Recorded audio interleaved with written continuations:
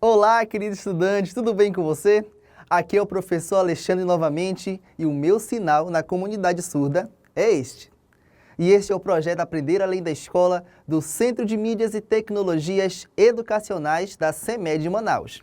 Hoje vamos nos aprofundar mais sobre a multiplicação e agrupamentos. Então, vamos lá para a nossa hora de aprender.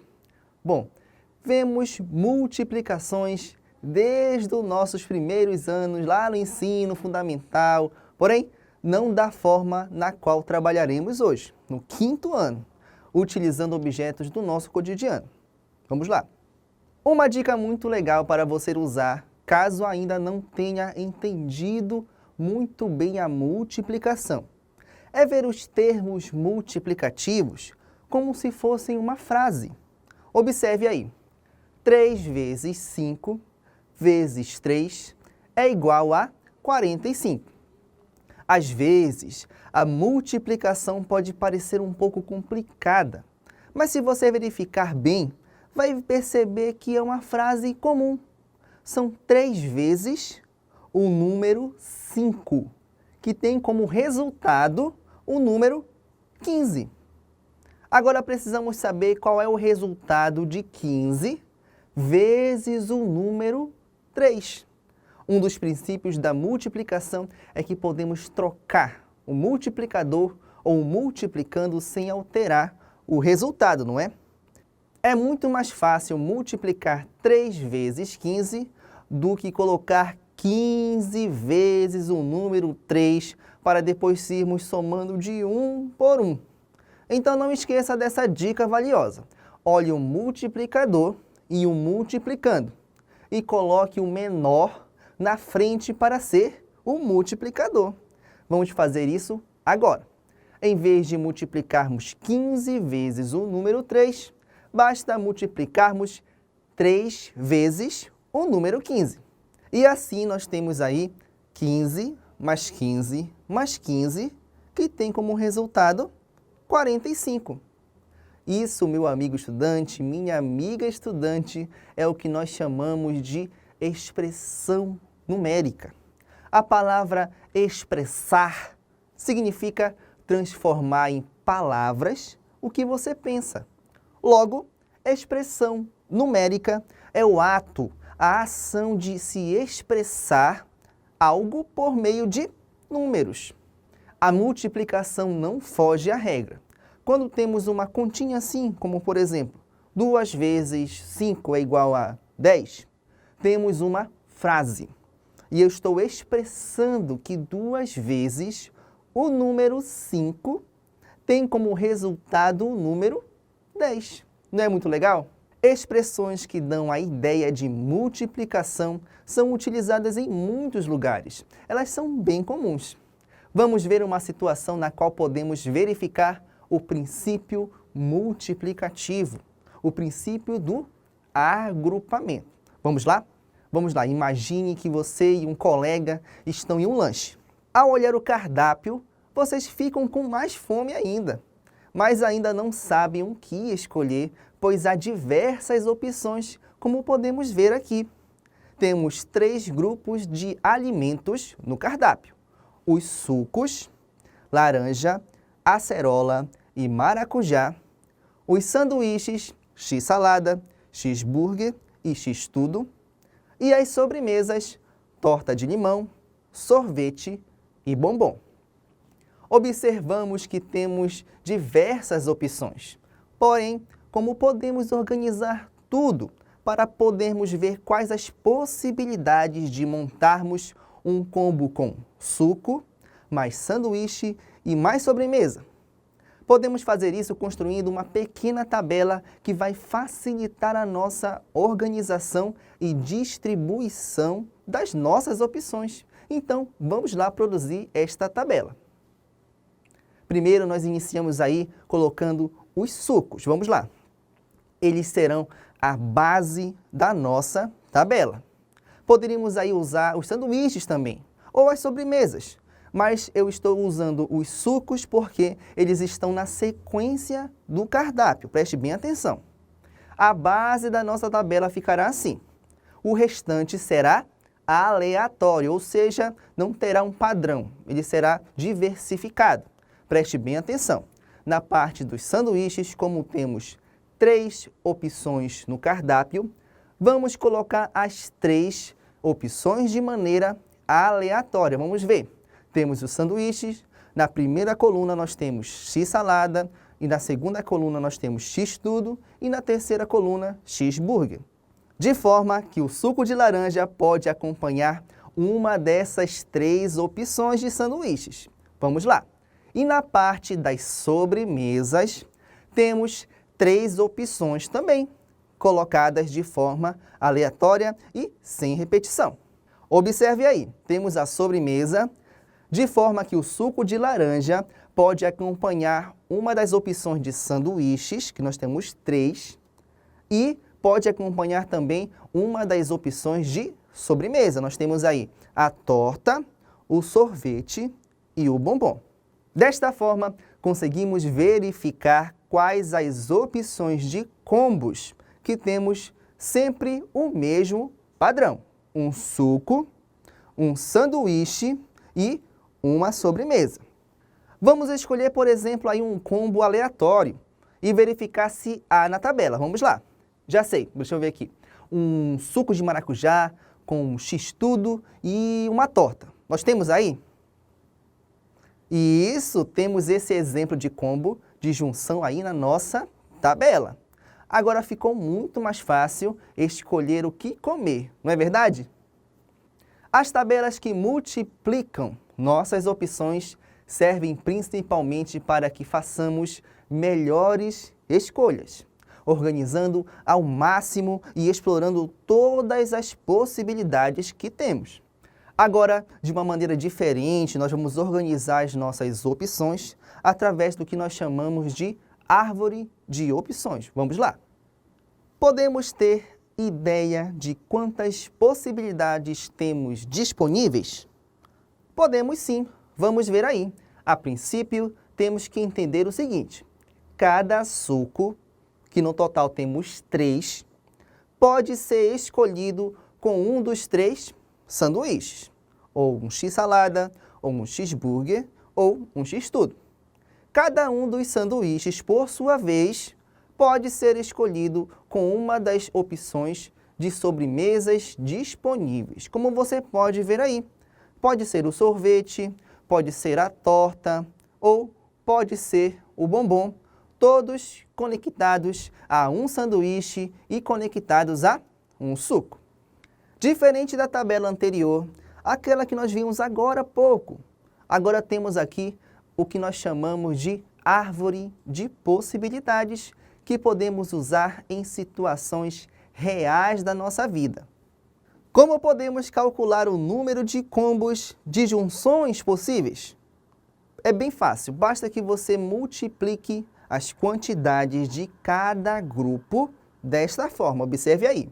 Temos o primeiro grupo de sucos com 3 elementos. Observe aí.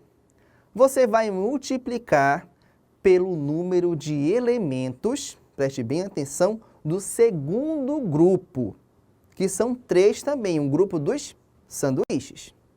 Logo, 3 vezes o número 3 são 9. Lembra do que falamos sobre expressões numéricas? É assim, nós vamos expressar, falar alto em bom tom. 3 sucos vezes 3 sanduíches, temos o total de 9 possibilidades bem aí no comecinho. Agora nós temos mais 3 elementos no grupo das sobremesas e nós vamos multiplicar, preste bem atenção, com o resultado anterior. 9 conjuntos de sucos e sanduíches vezes 3 tipos de sobremesas, nós temos um total de 27 possibilidades de combos. Bem fácil, não é? Então não se esqueça, multiplique camada por camada para saber o total de possibilidades que você tem. Está bem? Atenta à aula de hoje.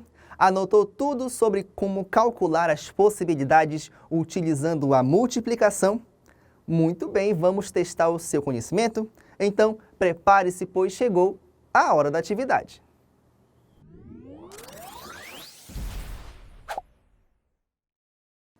Atividade número 1 na tela. Marta, preste bem atenção, é intolerante à lactose, ou seja, ela não pode comer alimentos que tenham como base o leite. E precisa escolher no cardápio alimentos que não a faça mal. Quais as possibilidades que ela tem? Vamos ver o cardápio, vamos lá. Temos aí os pratos principais: bife de carne, frango guisado, creme de camarão, calabresa assada. E os acompanhamentos, temos aí a salada, o vatapá, a farofa e o macarrão ao molho branco. Se ela é intolerante à lactose, nós precisamos retirar daí as opções que levam leite. Vamos lá aos pratos principais? Qual dessas opções leva leite? Muito bem, o creme de camarão leva leite. E tem mais alguma opção aí? Não, nós não temos. Então vamos passar agora para os acompanhamentos. Qual dessas opções aí leva leite? Pergunte da mamãe, do papai aí, qual que leva leite, mamãe, aí nessas opções? Vamos ver? O vatapá leva leite também. Tem mais alguma opção?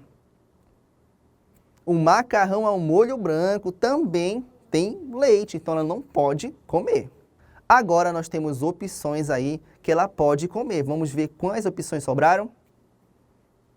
Nós temos aí 3 opções de prato principal e 2 opções de acompanhamento. Nós vamos multiplicar esses valores para nós sabermos quais as possibilidades e quantas possibilidades ela tem. Vamos lá? 3 vezes 2. Nós temos 6 possibilidades de prato. Então, unindo um elemento dos pratos principais com um elemento dos acompanhamentos, nós temos 6 possibilidades de pratos que a Marta pode comer. Atividade número 2. Maria tem 6 camisetas, 4 calça jeans e 3 pares de sapatos. Quantas combinações ela pode fazer? Agora temos aí esse probleminha que nós vamos retirar as informações necessárias. Primeiro, Maria tem 6 camisetas. Retiramos essa informação. Ela também tem 4 calças jeans. E também tem 3 pares de sapatos. Para sabermos quantas opções, quantas possibilidades ela tem com esses conjuntos, basta que você multiplique os valores. 6 vezes 4, 24. E 24 vezes 3 temos como resultado o 72. E Maria tem 72 possibilidades de agrupamentos com 6 camisetas, com 4 calça jeans e 3 pares de sapatos. Atividade número 3. A turma do 4º ano participará de um campeonato de futebol. Para tanto, a turma precisa escolher entre as opções de camisas e bermudas abaixo. Qual a quantidade de uniformes completos podemos combinar? Vamos ver aí, nós temos 3 opções de camisas e nós temos 2 opções de bermudas. Quantas possibilidades eu tenho de combinações? É muito simples, basta que você pegue o número de camisas e multiplique pelo número de bermudas. Nós temos aí, você pode ver, bermudas e camisas combinando, e são combinações aleatórias. O máximo que eu posso chegar nessas combinações, nessas possibilidades, é o número 6. Eu só tenho 6 possibilidades com esse número de camisas e com esse número de bermudas. Agora, muita atenção, pois vamos lembrar um pouco do que vimos na aula de hoje. Chegou a hora da revisão.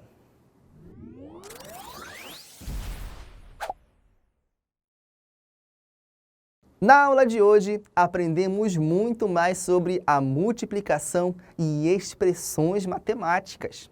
sobre o que elas representam na nossa vida por meio de organizações e possibilidades em tabela e em árvore de possibilidades.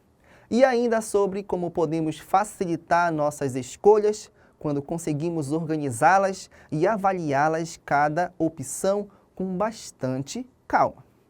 Agora, finalizaremos a nossa aula acreditando que podemos sair daqui sabendo muito mais sobre possibilidades e agrupamentos. Tchau, tchau, um grande abraço e até a próxima aula.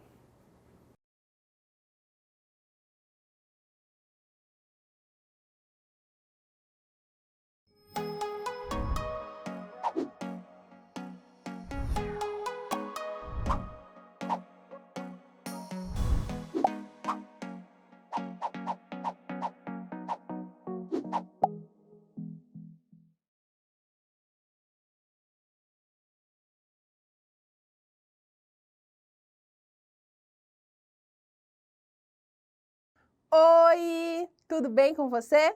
Olha eu aqui novamente, professora Vanessa. O meu sinal na comunidade surda é... Muito bem-vindo ao projeto Aprender Além da Escola, um projeto do Centro de Mídias e Tecnologias Educacionais da CEMED de Manaus. Hoje iremos estudar sobre hábitos alimentares. Então vamos lá para a nossa hora de aprender? Ter uma alimentação saudável é ter uma alimentação balanceada. Isto é, com variabilidade de nutrientes e de alimentos, como arroz, feijão, frutas e verduras. E, ao mesmo tempo, equilibrada. Quando, além da água, outros nutrientes não são consumidos ou absorvidos pelo organismo, causa a desnutrição ou subnutrição. A desnutrição ou subnutrição pode afetar o bom funcionamento do corpo e o crescimento nas crianças e adolescentes. Uma das principais causas da subnutrição é a falta do consumo de uma alimentação balanceada, gerada por diversos fatores como distúrbios alimentares e psicológicos, além da falta de recursos financeiros. Uma doença que pode ser gerada a partir da subnutrição é a obesidade. A obesidade, de acordo com a Organização Mundial da Saúde, a OMS, é uma doença crônica caracterizada pelo acúmulo de gordura no corpo. Essa gordura representa riscos para a saúde, como diabetes, câncer e doenças cardiovasculares. A diabetes é um grupo de doenças que gera alta quantidade de açúcar no sangue devido à pequena produção ou atividade de insulina pelo organismo. A insulina é um hormônio que controla a substância chamada glicose. Essa substância garante energia para o corpo. O resultado é uma grande quantidade de açúcar no sangue. Agora, vamos conhecer os tipos de diabetes. A diabetes gestacional ocorre quando, durante a gravidez, a mulher fica com um nível elevado de açúcar no sangue. A pré-diabetes acontece quando uma pessoa fica com um alto nível de açúcar no sangue, mas não o suficiente para ser considerado diabetes. Já a diabetes tipo 1 ocorre quando o órgão chamado pâncreas não produz a insulina, enquanto a diabetes tipo 2 acontece quando um corpo não consegue aproveitar direito a insulina produzida. E aí, os níveis de açúcar ficam altos no sangue. A diabetes pode ter origem genética, ou seja, passada de pai para filho. Ou pode ser resultado de má alimentação e falta de prática de exercícios físicos. Pessoas obesas ou com sobrepeso possuem maior chance de desenvolver a doença. A diabetes pode levar a complicações no coração, nos olhos e nos rins, por exemplo, ou até levar à morte. O problema é tão sério que no Brasil existe a Sociedade Brasileira de Diabetes. Aqui, mais de 300 milhões de pessoas têm diabetes. Muito, não é mesmo? E como prevenir a diabetes? Precisamos ter hábitos saudáveis, como a prática de atividade física regularmente, 3 vezes na semana, e uma alimentação saudável. Esses hábitos evitam não só a diabetes, mas doenças como o câncer. O câncer é apenas um termo para falar de mais de 100 doenças que são malignas, ou seja, são graves e pioram com o tempo, levando à morte. Essas doenças causam um crescimento desordenado das células afetadas. Célula é a unidade básica dos seres vivos, como se fossem os controles necessários para jogar um videogame. Ok, professora, mas qual a relação entre câncer e obesidade?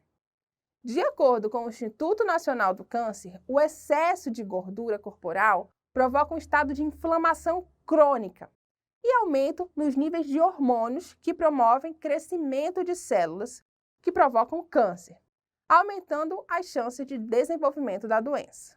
As doenças cardiovasculares são doenças que afetam o coração e os vasos sanguíneos, podendo ter relação direta com as estruturas do coração, ou de vasos sanguíneos, ou com a formação de coágulos.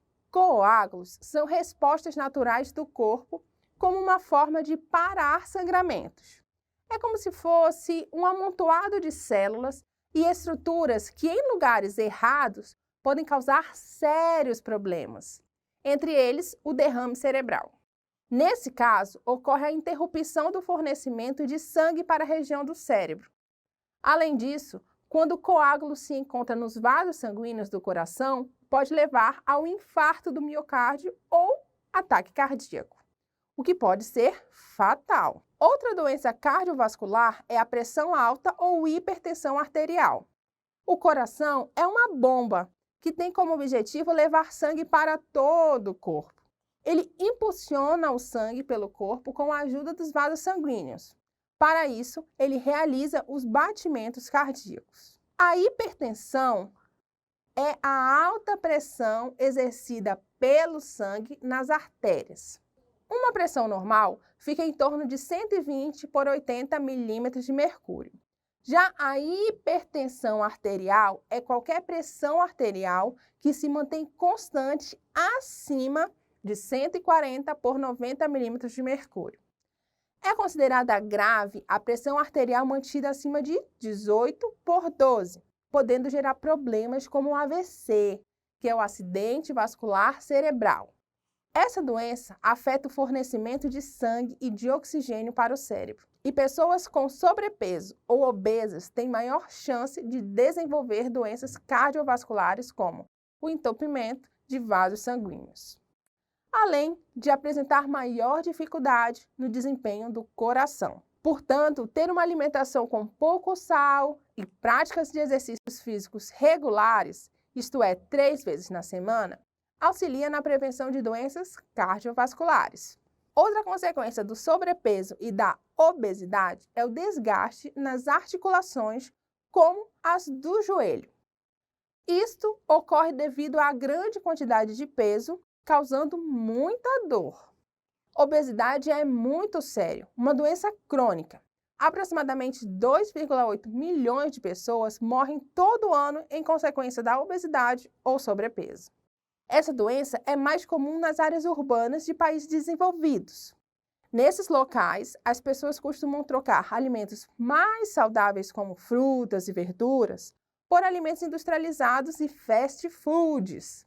Dentre as causas da obesidade estão a alimentação inadequada ou em excesso e o sedentarismo, de forma que a quantidade de calorias consumida pela pessoa não é totalmente gasta nas atividades diárias, como andar, falar, etc., gerando assim acúmulo de gordura. Há também fatores genéticos que podem desencadear a obesidade, ou seja, pessoas com predisposição para a obesidade.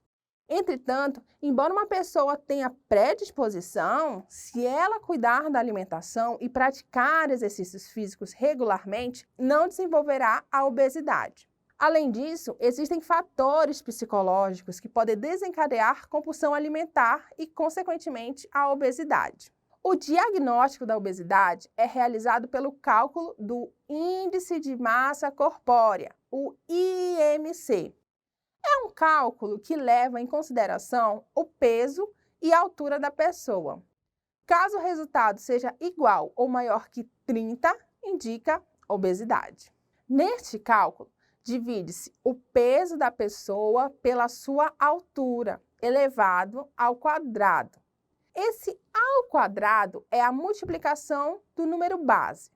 No caso, o número da altura por ele mesmo, 2 vezes, já que o número que está acima do peso é o número 2. Assim, será o peso vezes o peso. Posteriormente, faz-se o cálculo peso dividido por altura. Se o resultado for igual ou maior que 30, a pessoa está com obesidade. Assim, se Maria pesa 150 quilos e mede 2 metros, o seu cálculo ficará assim: 150 dividido por 2 ao quadrado. Esse ao quadrado quer dizer 2 vezes 2, ou seja, 4. Logo, 150 dividido por 4. Dessa forma, o IMC de Maria é 37,5. O IMC está acima de 30, o que indica que ela está com obesidade. Observe esta lista com as classificações de acordo com o número do IMC. Então, estão abaixo do peso pessoas com IMC abaixo de 18,5. Já o IMC de uma pessoa normal está entre 18,5 e 24,9. Sobrepeso é o IMC entre 25 e 29,9. Agora os graus de obesidade. Grau 1 é o grau da pessoa que tem IMC entre 30 e 34,9. Já o grau 2, o IMC é entre 35 e 39,9. E o grau 3, IMC acima de 40. E como tratar a obesidade? O tratamento é realizado a partir da aquisição de hábitos saudáveis, como uma alimentação saudável, que pode ser acompanhada por nutricionista, prática de exercícios físicos regularmente e, se necessário, acompanhamento psicológico para melhorar a relação com a comida.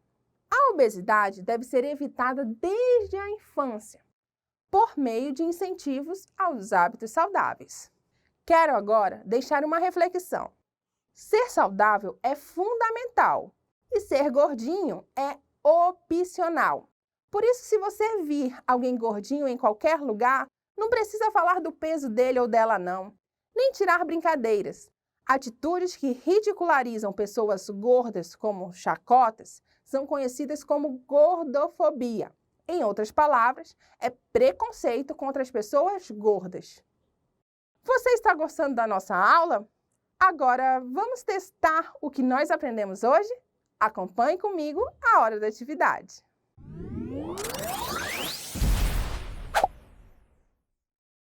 Atividade número 1.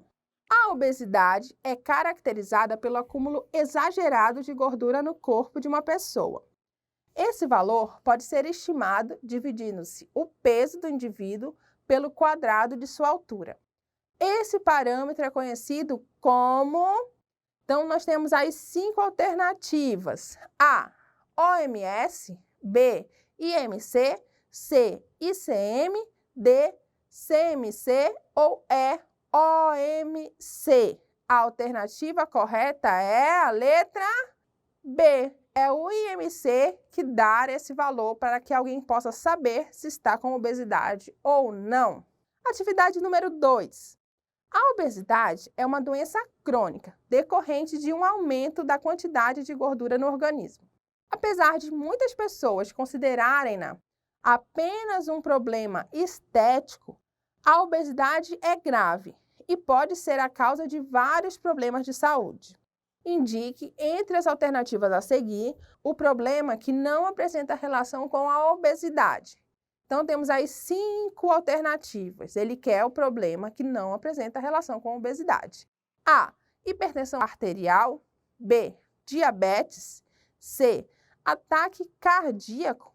D, desgaste nas articulações. Ou E, aumento da sensibilidade ao frio. A resposta que deve ser marcada é a letra E, Aumento da sensibilidade ao frio não tem nada a ver com a obesidade. Vamos à atividade número 3? Quando falamos em câncer, pensamos em uma única doença. Entretanto, o termo é utilizado para definir um conjunto de mais de 100 doenças. Todas essas enfermidades apresentam em comum o fato de a. Apresentarem células maiores que o normal, b. Apresentarem células menores que o normal, c. Apresentarem células que migram por todo o corpo, d. Apresentarem células com crescimento desordenado ou e. Apresentarem células que não sofrem divisão celular e formam tumores. Então, ele quer o conceito de câncer. O que é câncer, né? Qual é a alternativa correta? É a letra D. Apresentarem células com crescimento desordenado. Isso é que é o câncer, né? São células que crescem desordenadamente. Agora, vamos lembrar um pouco do que vimos na aula de hoje? Chegou a hora da revisão.